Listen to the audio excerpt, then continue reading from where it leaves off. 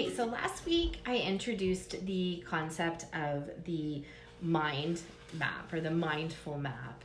And I talked about looking, there was three perspectives. There was the I perspective, which is, insight, being self-aware, looking inward, how are we feeling inside?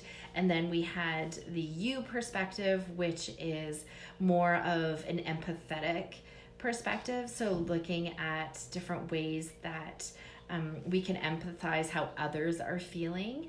And then the concept of we, which is doing things for kind of looking at the greater good. So last week I introduced a mindful practice that focused specifically on the insight. So today I'm going to focus on the empathy side. So different ways that we can focus on how others are feeling. And one of the biggest things that you want to think about in regards to how others are feeling is kind of looking at social, like physical and social cues that they are showing you.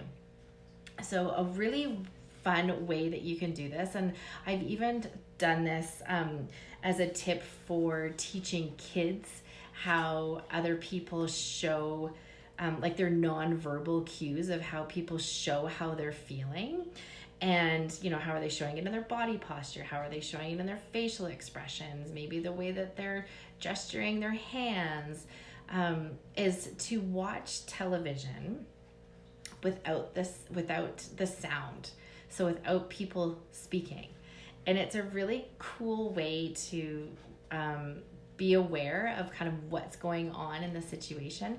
Another thing you could do too would be to watch a movie that's not in English or whatever your first language is without the subtitles. So if you're going to do that though, you keep the sound on so you can still hear the tone of voice that's being used, but you may not necessarily know what they're speaking about. And that's a really cool way to show the what's kind of being shown in a nonverbal way. So I'm just going to read this part because I think this is really cool. So they talk about, watching TV in a foreign language. And then they say to just let your mind kind of, that terminology of sift through what's happening and sift through the imagined world of the character, exploring in your own mindsight map making, which is what we just talked about, view, what the sensations, images, feelings, and thoughts might be of the characters in each scene.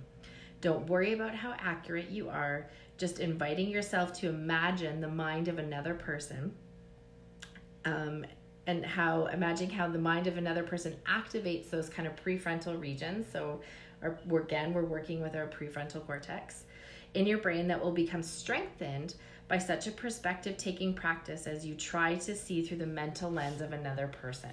So try it out and get your kids to try it out with you. I think this would be a really cool one to do with them, and just have a conversation about the different nonverbal cues that people often show us when they're showing us their emotions without necessarily speaking them. So I hope that would help. It's a really cool activity. Let me know how it goes. And yeah, try it with your kids. I think it would be so cool to see how they do. Okay, have a great week.